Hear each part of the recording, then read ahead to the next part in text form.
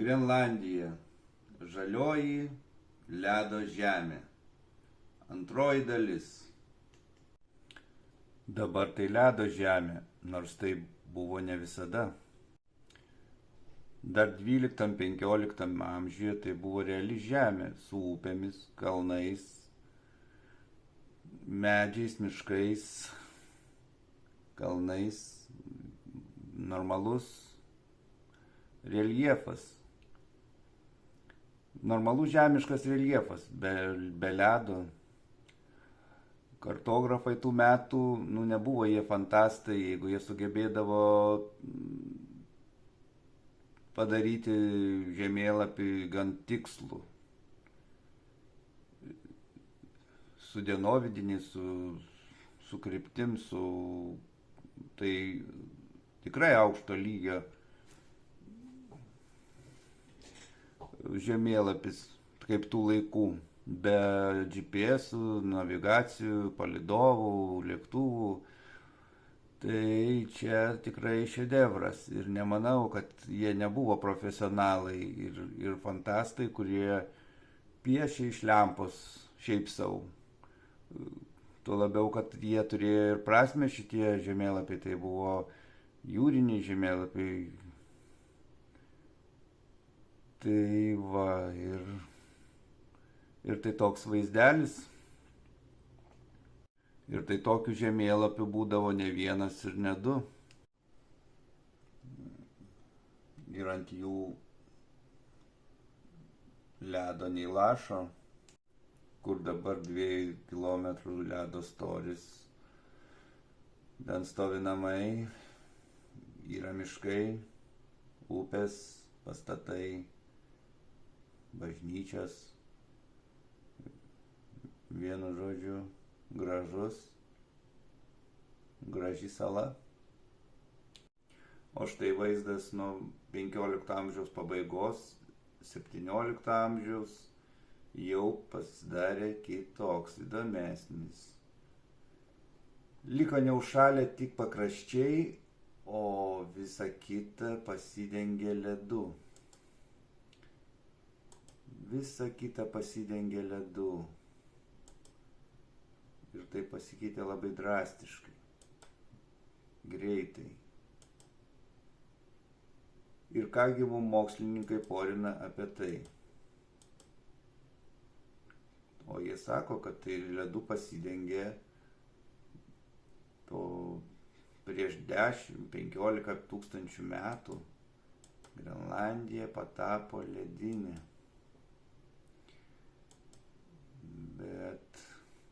Bet rašytiniai šaltiniai kažkodėl teigia, kad jinai patapo ledinė tik tai 16-17 amžiaus amžiuje per mažąjį ledynmetį.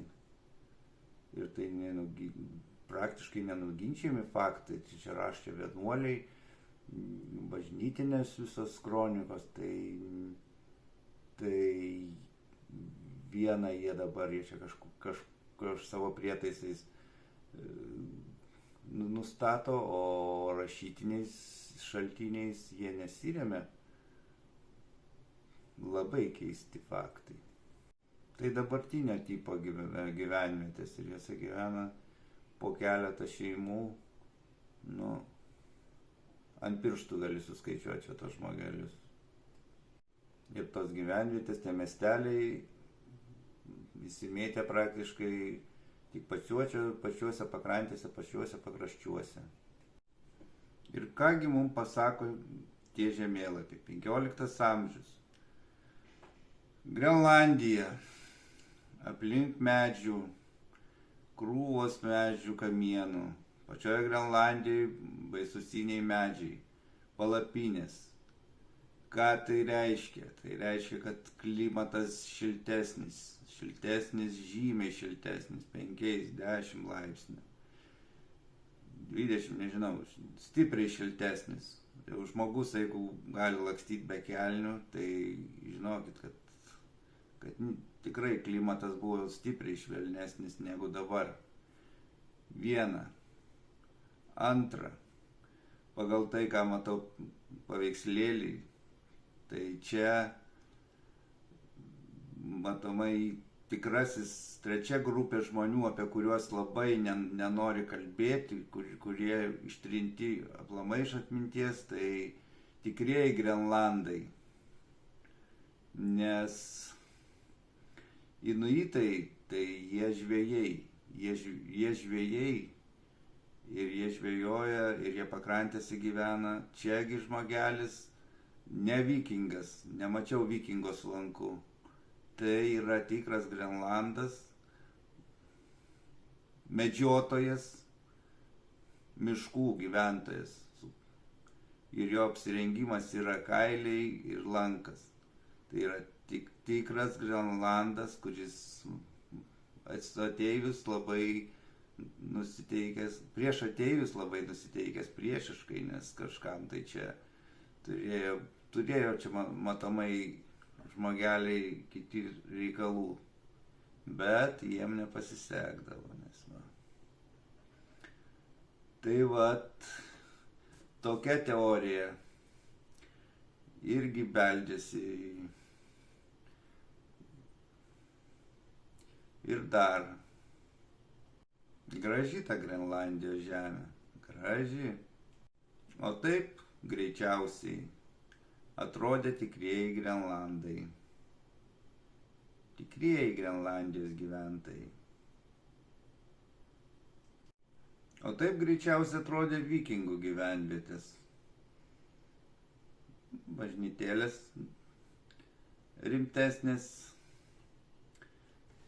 ir žemės ūkis buvo vystomas ir vat kolonistai vikingai. Tai irgi kolonistai vikingai. Nelabai jie draugiškai nusiteikę. O taip vaizdas atrodė jau 17 amžiui. Ir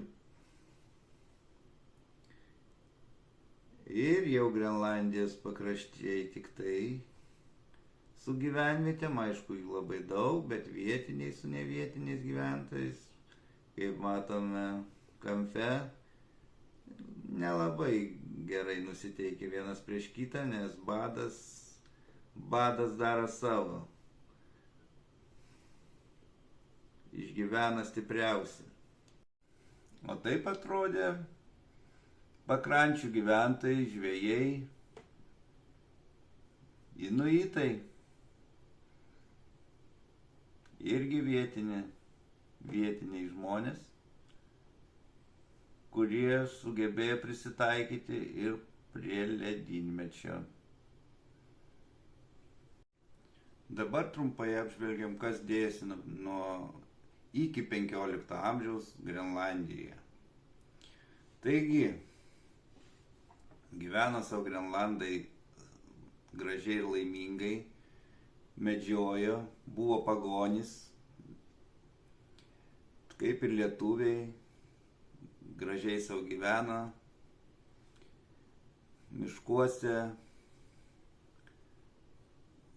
ir kas vyko toliau, o toliau vyko kaip ir visam pasauliui. Vikingai, krikščionybės platintojai kirviu, jėga ėjo, plaukė, plėtės, patys užkariaudavo ir plėtė krikščionybės ribas, teritorijas.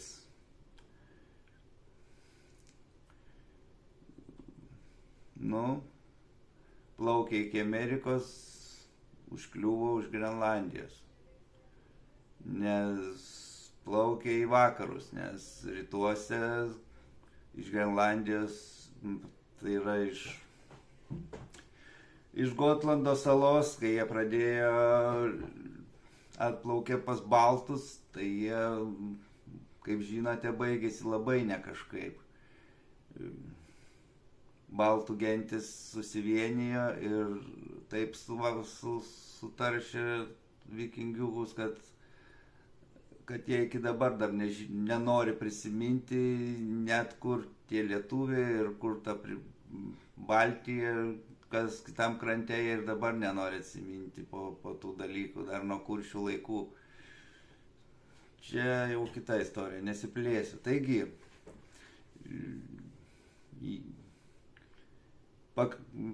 į pakraščius jie atplaukė, užsiėmė kažkokias teritorijas, statėsi kaimus. Vietiniai buvo padorų žmonės, kol nepradėjo jėgos reikalai, kol neprasidėjo krikščionybės plėtra.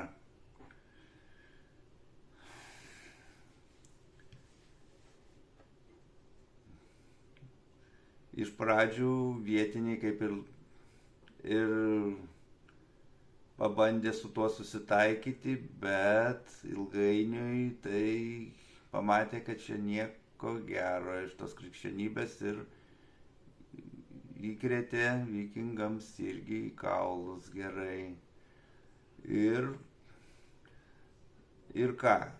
Ir šiaip, jeigu jau paėmus, va čia yra konkretus sąrašas, kaip plėtėsi viskupijos, Grenlandijos viskupijos 12-16 amžiui. Ir va kiek buvo viskupų. Tiek viskupų. Aš tuo neskubinu, kad suspėtumėt.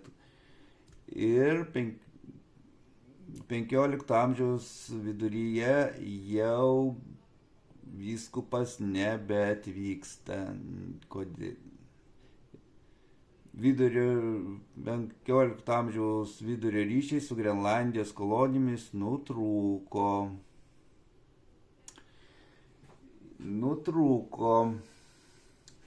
O jų čia buvo nemažai. Čia paėmus, tai čia viskupai, čia ne eiliniai vienuoliai, čia jau viskupai. Taip, kad čia su ta krikščionybė buvo užsiimtas stipriai.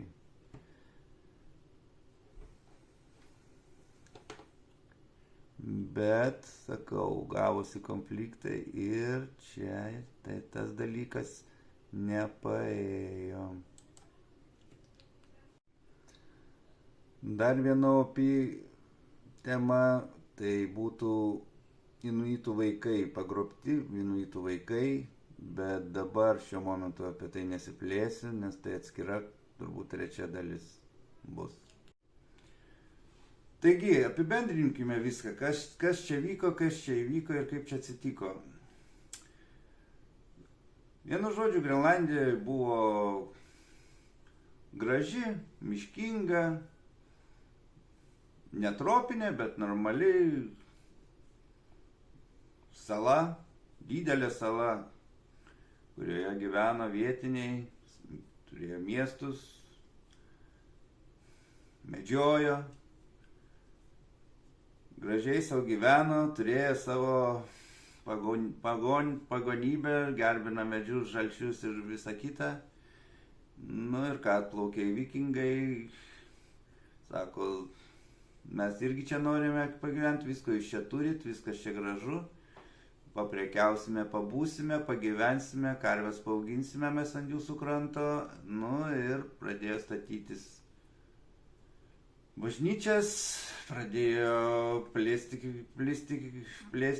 pradėjo plėsti krikščionybę, atvažiavo viskupai, prasidėjo kaip ir Šiaurės Amerikoje, kaip ir visur, genocidai, nesutarimai, bet žmonių buvo daug, nes pagal viskupų kiekį, tai taip, jie čia turėjo ką veikti, čia buvo, tikrai turėtų jie čia ką veikti. Vienu žodžiu, viskas čia tvarkoja. 3 amžius čia žmonės kažkaip tai tilpo visi, jų čia buvo nemažai.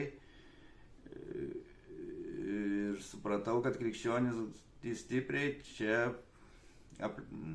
gavo į kaulus ir apleido savo pozicijas. Toliau, 15 amžiui. 15 amžiaus pabaiga. Staigus klimato atšalimas. Staigus, momentinis. Pagal geografiją, pagal geologinius visus dalykus čia momentinis įvyko klimato atšalimas, kaip sako, mažasis ledynmetis. Taigi, kas įvyko? Įvyko labai paprasti, mano manimų, dalykai. Tai,